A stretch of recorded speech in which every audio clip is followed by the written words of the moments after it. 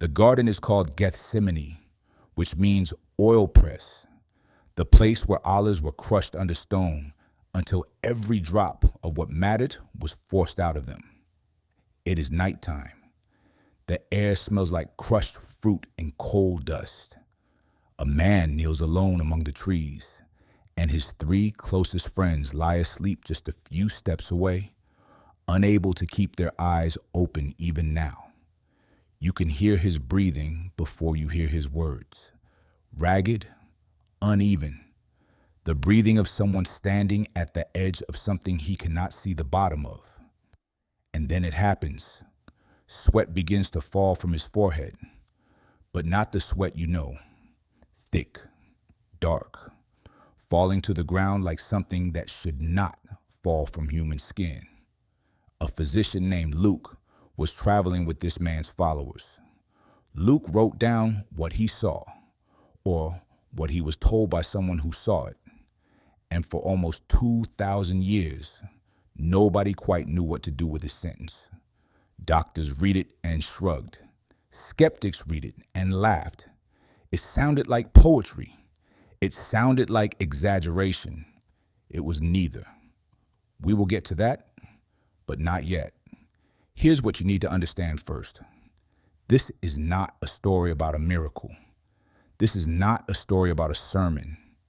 This is not a story about a parable that Jesus told to a crowd. This is a story about the only 3 times in the 4 Gospels where we are told, in plain language, that God cried. 3 times. 3 different Greek words. 3 different kinds of grief. And if you follow all 3, from a quiet graveside in a small village, to a hillside overlooking a doomed city, to this garden and the crushing weight of what came after it, you find something that most sermons skip past. You find a God who did not observe human suffering from a distance. He waded into it. He let it break him open the same way it breaks you open. Not symbolically, not poetically. His body did things bodies do when grief becomes too large to hold silently. Stay with me, because the second time he cried is stranger than the first, and the third time he cried, his own body turned against itself in a way medicine did not have a name for until centuries later. But first, you have to meet 2 sisters and a brother who has already been dead for 4 days. Bethany was a small village, close enough to Jerusalem that you could see the city from its rooftops, but far enough away to feel forgotten. 2 sisters lived there, Mary and Martha. Their brother's name was Lazarus, and by the time this story begins, he had been in a tomb for 4 days. 4 days mattered to the people standing there. In that culture, there was a belief that a person's spirit lingered near the body for 3 days, hoping to return. By the 4th day, hope was officially over. Everyone in Bethany knew Lazarus was not coming back. The mourners had already arrived. The wailing had already started. This was not a vigil anymore. This was a funeral that had settled into grief the way water settles into the lowest point of the ground. Martha reached Jesus first on the road outside the village. She was the practical sister, the one who spoke her mind, and she did not waste time on formalities. "Lord," she said, "if you had been here, my brother would not have died." It wasn't quite an accusation. It wasn't quite a question. It was somewhere in between, the kind of thing you say to someone you trust enough to be angry with. Then Mary came. Mary was the quietest sister, the one who usually sat and listened while Martha managed the household. But grief has a way of stripping away a person's usual role. Mary fell at Jesus' feet, not stood, fell, and said the exact same words her sister had said. "Lord, if you had been here, my brother would not have died." And here is where you have to slow down, because this is the moment the whole story turns on. Jesus saw Mary weeping. He saw the friends who had come with her weeping. and something happened inside him that the original Greek describes with startling physical force. He was deeply moved in spirit. He was troubled. Some translators render it as groaning, like an animal in pain, like a horse snorting before it bolts. This was not a gentle sadness. This was his whole body reacting before his mind had time to catch up. He asked where they had laid the body. They told him to come and see. And then, 2 words, just 2. The shortest sentence in the entire Bible, in any language, in any translation. Jesus wept. Not sobbed, not wailed. The Greek word here is dakrio, a quiet word, a private word, the kind of crying that happens when tears simply fall and you make no sound at all. This is not funeral wailing. This is not public grief performed for the crowd. This is a man standing outside a tomb, watching people he loves suffer and letting tears run down his face without trying to stop them. Pay attention to this because it changes everything that follows. Jesus already knew what he was about to do. He had already told his disciples before they ever arrived in Bethany that Lazarus' sickness would not end in death. He knew that in a matter of minutes, this tomb would be empty and Lazarus would be walking out of it alive. And he wept anyway. Think about that. Think about what that means. He was not weeping because he was powerless to fix what was in front of him. He was weeping because the grief in front of him was real, right now, in this moment. And the coming miracle did not erase the pain that had already happened. The tears and the power existed in the same body at the same time, with no contradiction between them. The people standing nearby noticed. Some of them said, "See how he loved him." But others, and this is where the tension starts to build, others said something sharper.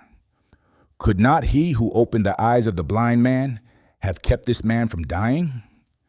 It was half a compliment and half an accusation.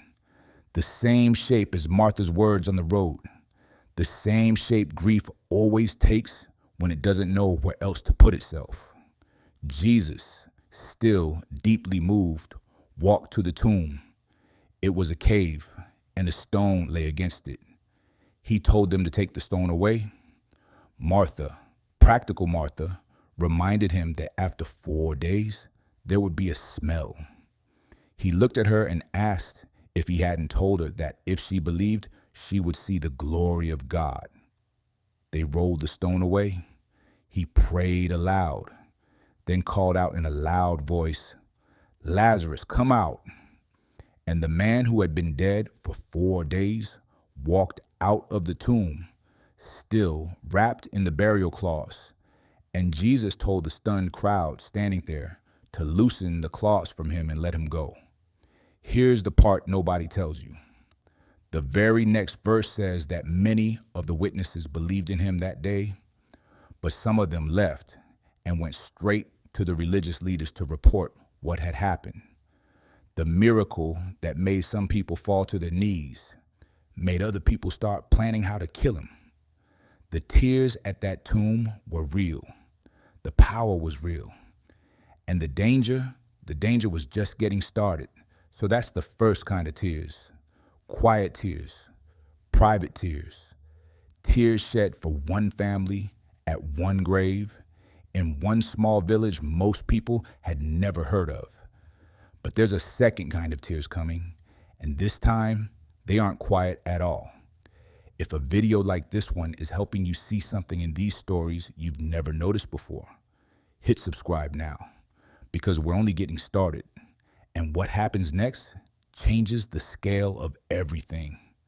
Because the next time we see Jesus cry, he isn't standing over one grave. He's standing over an entire city, looking at a future only he can see.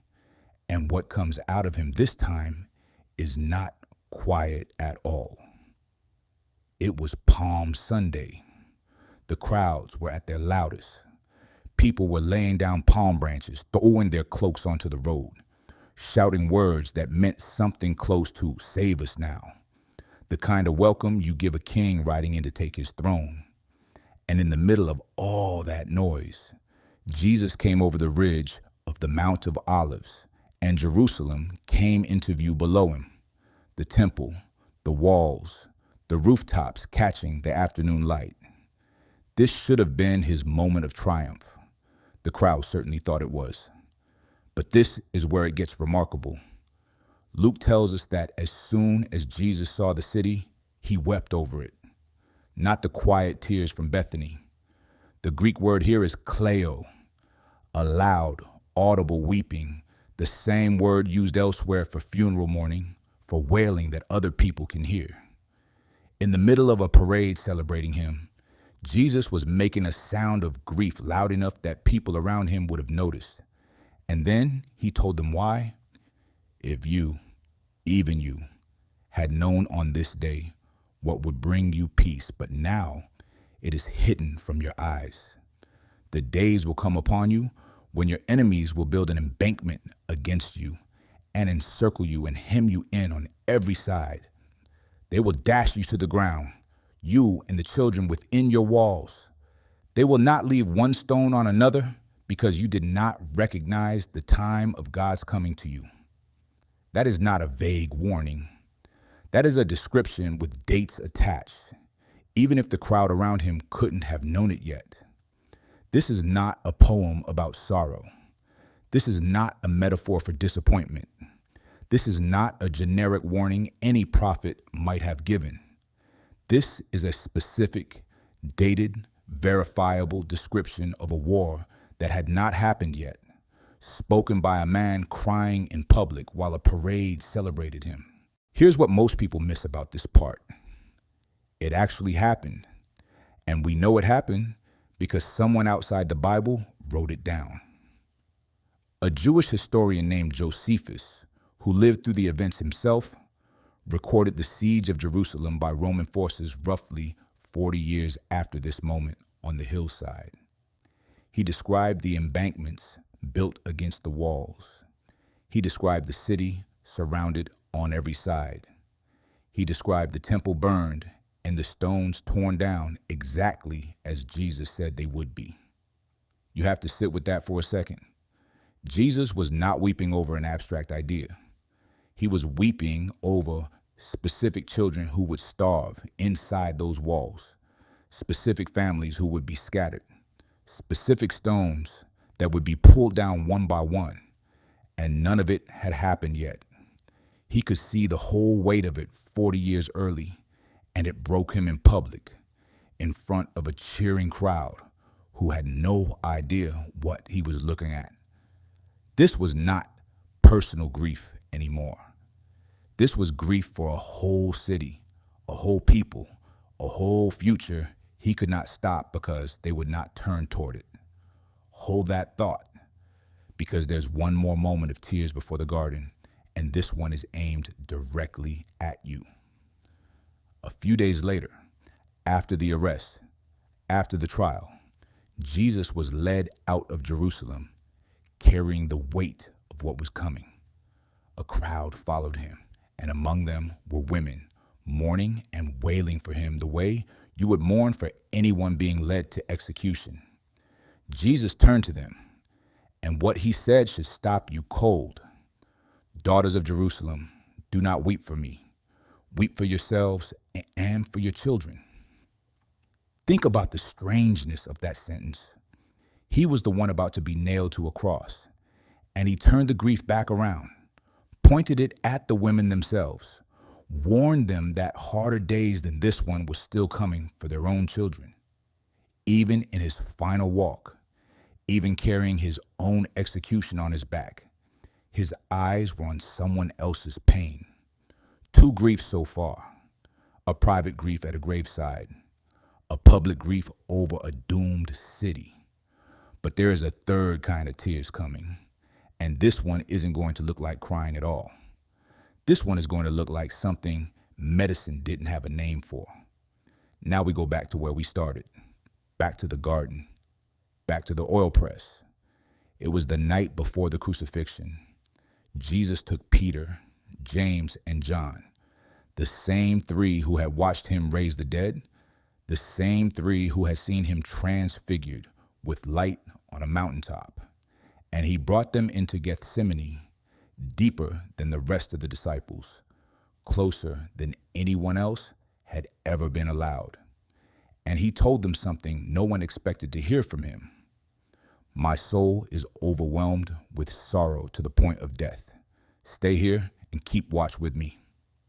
Sit with that sentence for a moment. Not, I am concerned. Not, I am troubled.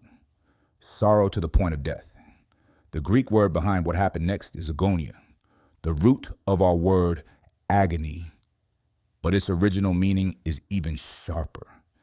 It described the dread an athlete felt in the moments before a contest that could kill him, the crushing weight before the fight begins. He walked a little further into the garden, fell to the ground, and prayed that if it were possible, this cup would pass from him. 3 times he prayed it. 3 times the answer was silence, and the weight did not lift. And this is where Luke, the physician, the one who examined patients for a living, the one whose entire profession depended on precise observation, wrote a single sentence that the rest of the ancient world had no framework for. He wrote that Jesus, being in anguish, prayed more earnestly, and that his sweat became like drops of blood falling to the ground. For most of church history, people assumed Luke was writing poetry, a dramatic image, a metaphor for suffering, nothing more. But here's the part nobody tells you. Modern medicine has a name for exactly what Luke described, and it's called hematidrosis. Under conditions of extreme psychological terror, the kind faced by prisoners before execution, by soldiers before battle, by people who believe with total certainty that they are about to die, the tiny capillaries surrounding the sweat glands can rupture. Blood mixes with sweat. It comes out through the skin in something close to what Luke described 2,000 years before any doctor could explain how it worked. Remember, the physician traveling with the disciples, the one who wrote something science wouldn't catch up to for 2,000 years. This is what he saw. This is what he wrote down without flinching, because he trusted what his own eyes had shown him, even when he had no explanation for it. His body was not performing suffering for an audience. There was no audience. Peter, James, and John were only a few steps away, and all 3 of them had fallen asleep. Jesus asked them more than once if they could not stay awake with him even 1 hour, and each time they failed him. He faced the worst night of his existence completely alone, watched only by the God he was praying to and getting no answer from. An angel came and strengthened him, Luke tells us, not removed the suffering, strengthened him to keep carrying it. Then came the soldiers, the arrest, the trial that broke every rule of justice in that era, and finally the cross. And there, in the final hours, Jesus cried out one more time. Not weeping now, a cry, loud, tearing out of him in front of the same crowd that had once thrown palm branches at his feet. My God, why have you forsaken me? 3 kinds of tears. Quiet tears at a grave for people he loved. Loud tears over a city for people who would reject him. And in the garden, tears that were not tears at all anymore, but blood pressed out of his own skin under a weight he chose to carry, alone, awake, while everyone he trusted slept. The oil press did its work. Everything that mattered was crushed out of him, 1 drop at a time, and he let it happen. So, what do you do with 3 sets of tears from a man Christians believe was also God? Here's the first thing to take from this. Jesus did not cry once. He cried in at least 3 completely different ways for 3 completely different reasons. and each one is recorded with specific language that ancient writers chose carefully. Quiet tears at a grave, loud tears over a city, blood tears in a garden. This is not a side detail tucked into the story. It is written into it on purpose again and again. Here's the second thing. If you have ever cried alone in a room where no one could see you, if you have ever grieved for someone knowing full well that everything would somehow be fine and still felt the pain anyway, if you have ever wept over a future you couldn't stop and no one else could see coming, you are not doing something separate from what Jesus did. You are doing exactly what he did. There is nothing about your tears that puts you further from God. If anything, your tears put you closer to understanding him. And here's the last one, the one that actually matters most. He did not have to feel any of this. That's the part people miss. A distant God could have handled the crucifixion the way you'd handle paperwork. Necessary, unpleasant, done. But the God described in these 4 accounts did not do it that way. He let himself be moved. He let himself be troubled. He let his own body break down under the weight of what was coming, alone, at night, while the people who loved him slept through it. He did not skip the pain to get to the resurrection faster.